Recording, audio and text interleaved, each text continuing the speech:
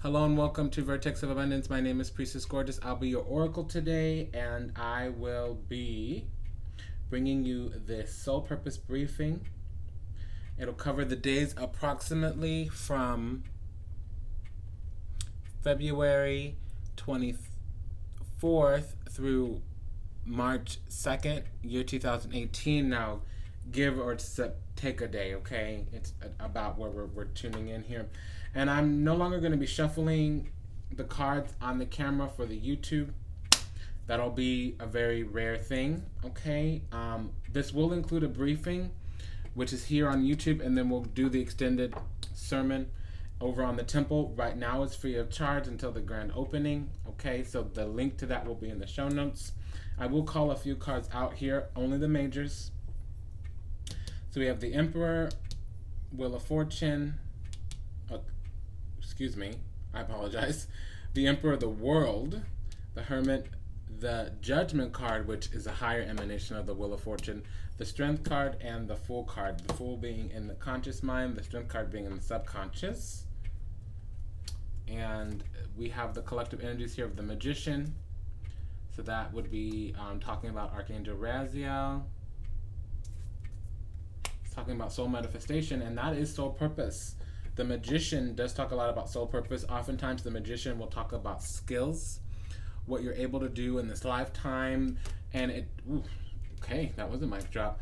What I'm hearing here is really what your skill is, what your craft is, where your mind goes a lot.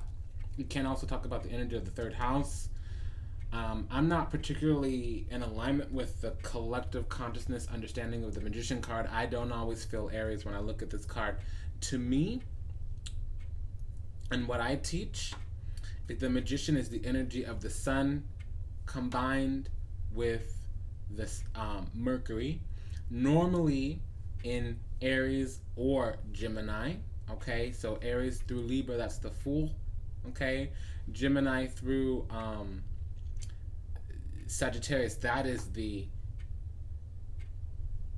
Magician, and it's the energy of those two signs. So Gemini and Sagittarius is more of the Magician than anything else. Aries and the Libra, that's actually the Fool card. So it says here you're ready. You have the resources and ability to manifest them. Life is magical. Okay. Now, I'm also hearing that there's something that you're bringing into this lifetime with you, and in the lower stages of development, like the Magician represents, it would normally talk about finding meaning. Okay, so the four tools normally in the Magician card, which are not inherent in this card, are your will, your vision, your drive, and desire. Okay, so there's something here that the universe can help us manifest. The universe is in alignment with us, but I feel for some time we've been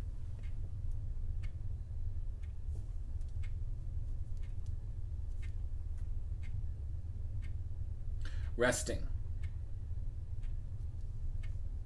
recuperating. And I'm finding that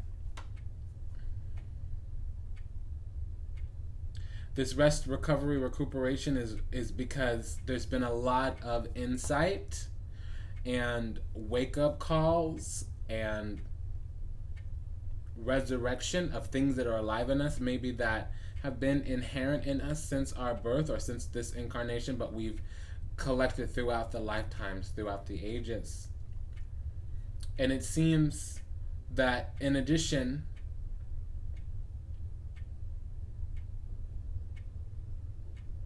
there's something that we needed a little bit of clarity on. Okay? We were trying to connect in a way where our beliefs were getting us in trouble, where our beliefs were giving us some challenges, where maybe we had some ultimate difficulties, maybe even some letdowns around relationships. Not so much relationships in general, but those intimate ones, those close to the chest, so those where we might actually share a mutual bond of love.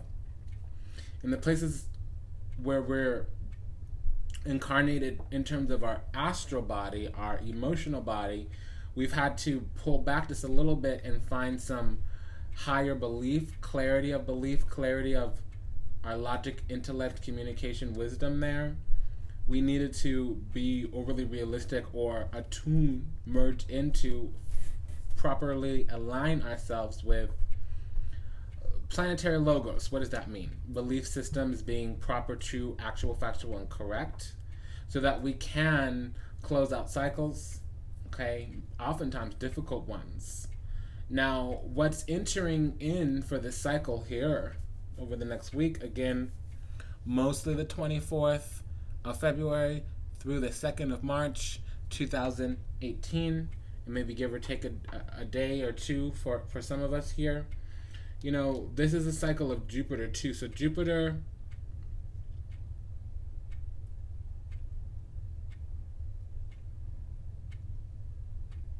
is talking about opportunity creating incidents where energy finally goes together, where there's finally no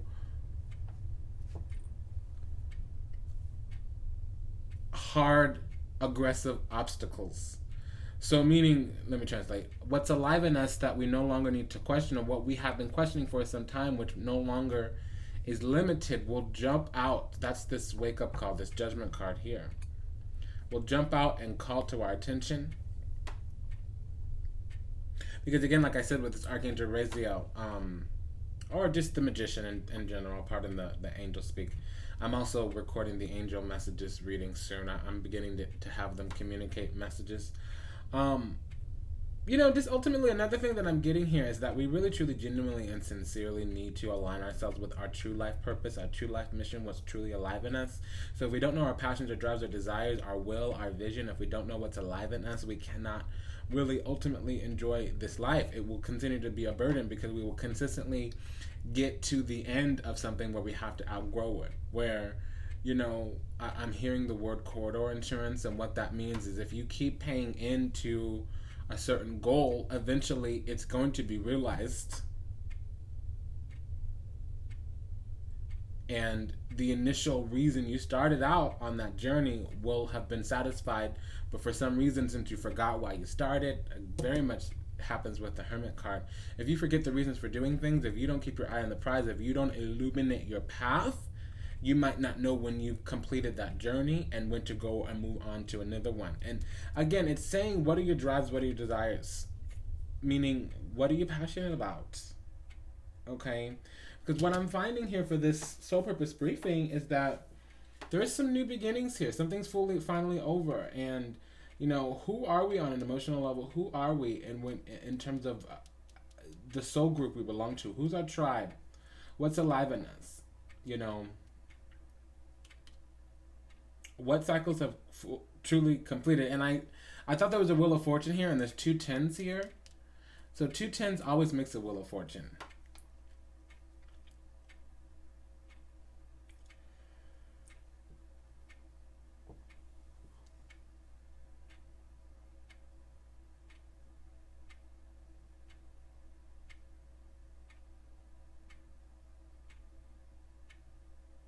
You know, there's a true, genuine, sincere need here to go ahead and release anything that is a burden, release anything that's not in alignment with us, release anything where we feel that we need to emotionally commit to something and it's not paying off, where we feel like we should be in alignment with something that isn't truly, genuinely, sincerely giving us any meaning. We may be continuing to apply meaning to things, which is labeling. I always say mislabeling, misjudging, misperceiving. Let me tell you what consistently, egotistically sometimes, but consistently from the mind, which, you know, the higher self is the mind, the lower self is the body. But when you're in your ego, or when you're in your shadow, and you're using your mind, the mind, when you're operating under negative energies or not in alignment, the mind becomes the mechanism of the ego. So when you slap a label on something, when you call it a name, or when you consistently need to take spiritual experiences, which are the intuition, which are the heart, which is how we connect. Yes, we can listen with our mind, we can witness with our mind, but our mind is not the guide. The mind is not what governs. The mind is what witnesses. Your heart's going to say, I don't feel comfortable, I need to get out of this room. Your mind's going to be like, well, where's the doorknob? Is there a window? Do I need to scream for help? Do I need to burn this down to the ground? You know, have a MIA Rihanna moment, Bijou Phillips moment, right? So it's the heart that really tells us things, and the mind is sometimes can minimize those things, can mislabel, misjudge, misperceive those things. Okay, the magician has mind open, okay, heart open, okay, spirit open, okay, body open, okay. The four main gates of manifestation are open. Those channel through the physical vessel, which would normally be the wheel of fortune, the higher gates, the lords of karma. So 1 is only 1 digit short of 10, and 10 is the number of the magician. And we have 2 10s here on the, of the magician. Well, 1 in the wheel of fortune. I'm missaying cards because it's the same thing. So I'll tell you, 1 through 9 is the masculine ascension. Masculine meaning outwardly focused. Ascension towards the gates. Gates being heaven. 10 through 18 is the feminine, meaning inwardly oriented ascension through the gates, which means towards heaven. Okay? So ultimately, number 10 is the feminine expression of the magician. Magician goes out and achieves. The message behind the magician is the universe is in alignment. The universe is fully supporting you to manifest in the physical whatever it is that you want. The feminine expression of the magician, number 10, would be you can set up the container and stand in the cycle and allow the perfect moment to happen where the universal forces, meaning the lords of karma, meaning Saturn, Uranus, Neptune, Pluto, can come through and handle some business. So when you're going through the processes of focusing on what, once you have your heart invested in, you can't let your mind overtake it. When you hear something or when you spot something, there should be something alive in you that says, yes, I agree. Okay? And then you can use your mind to strategize or go into the next step. And that's that mislabeling, misjudging, misperceiving. The heart is a witness, the mind is a guide. When you slap a label on something, you apply meaning to something and you stop seeking meaning. That's what the heart does all the time. The mind is for survival of that environment and attuning, aligning into cycles, processes, means, methodologies, mechanisms, meaning your beliefs will create experiences where you can be emotionally or authentic self is the heart aligned with specific energies, and that will help you manifest.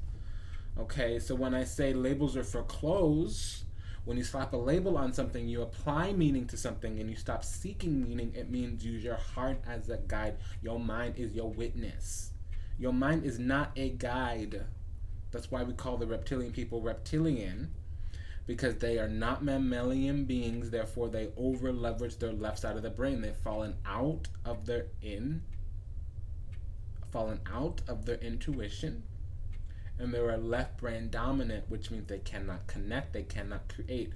All they can do is design systems of oppression, ultimately oppressing themselves because they externalize and outsource their needs upon other people from a level of non-connection. Now, yes, inherent in every human is some reptilian complexes, but that's normally the mind. It's typically the fight or flight mechanism. And this fight or flight mechanism is oftentimes when you are refusing to address emotional burdens because the ego has told you you need to commit to something, and that disenables or disallows cycles to complete here. Okay, so my findings again are to go on this new journey, we need to fully complete some cycles here. We need to come to the bottom or figure it out or embody the energy of moving out of cycles which we've committed our authentic self to, and we're no longer trusting ourselves. So if we're not fully having faith in the future and what we can create from that place of authentic being, we're out of alignment. Because my recommendation would be to rise up, break out, break free, release the burden.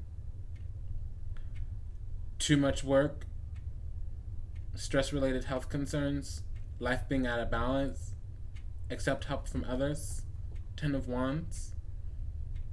Okay, Break out, break free. Find your inner strength. Practice forgiveness and compassion. Release harsh judgments, including for yourself, so that there can be exciting new opportunities, new beginnings, so you could change your life. Ultimately, we're sitting in the place right now of trying and practicing the art of discernment, realistic, independent, neutral observation, experiencing things without being affected by things, clearing away all that no longer serves us, objective decision making through seeing everything, the good, bad, and the ugly in all situations. Okay, so if we want to move into this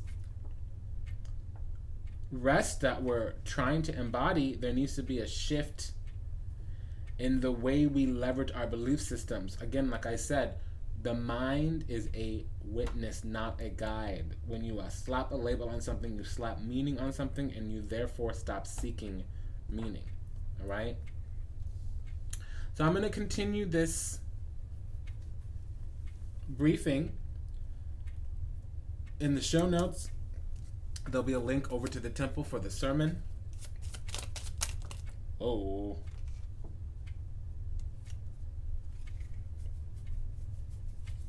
Okay, I'm hearing the song. Cigarettes and chocolate melt.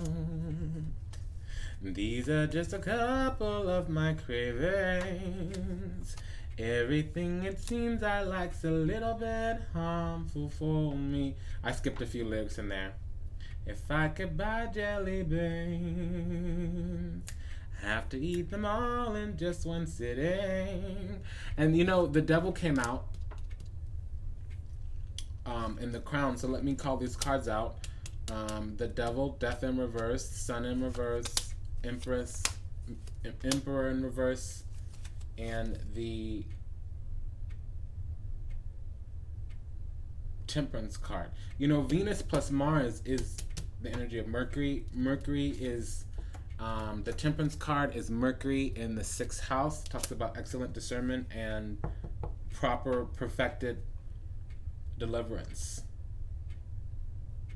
offering from a place of duty, a higher dignified self coming to the physical.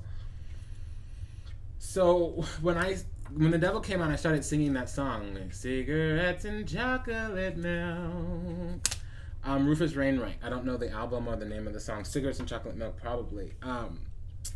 It's saying that we are operating from the reptilian part of ourselves, the part of ourselves that's literally given our power away to external things. There's some unhealthy needs exchange. Oftentimes we are addressing our wounding by feeling like we have to do everything ourselves, so we can't step into alignment with the universe here.